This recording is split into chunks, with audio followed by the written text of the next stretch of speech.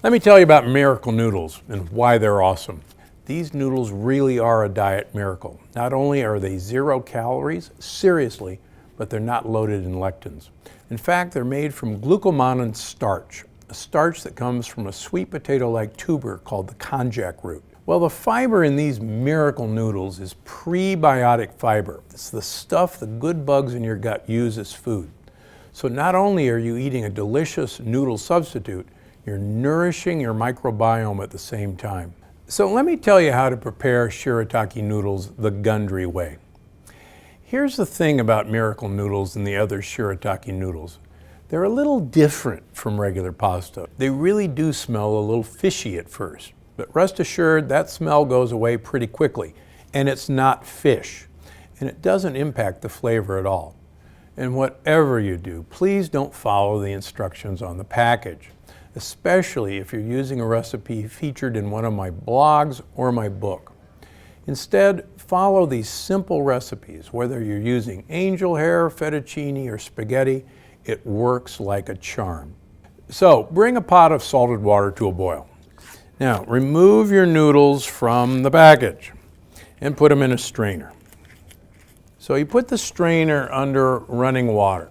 Now, if you're not in California, you can rinse these for, 2 or 3 minutes.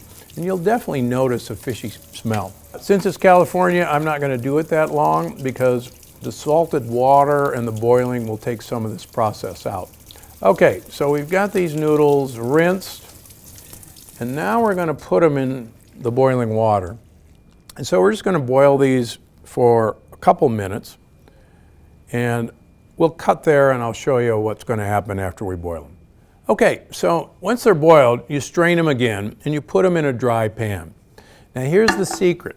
You put them over medium heat and you stir and stir. Now the key is you don't have to use any oil, and in fact the oil at this point will ruin the process. Now you'll hear them pop and sizzle, and that's actually them drying out. The longer you do this, the more this will taste like what you think of as pasta. So that's about a minute. I could go easily for another minute. They absolutely will not burn. They will not stick. It's actually kind of fun to play with once you get used to the fact that they're not going to stick. Now, I'll let you in on a little secret while this is burning off. If you're a newbie to this, the angel hair variety is smaller and thinner and it'll dry out a lot quicker. The spaghetti is the next up. The fettuccine takes the longest.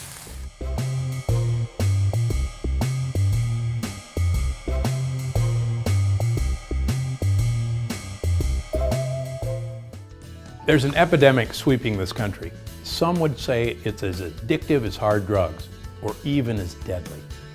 I'll be honest, that's a pretty extreme point of view, but that doesn't mean sugar addiction isn't incredibly dangerous for your health.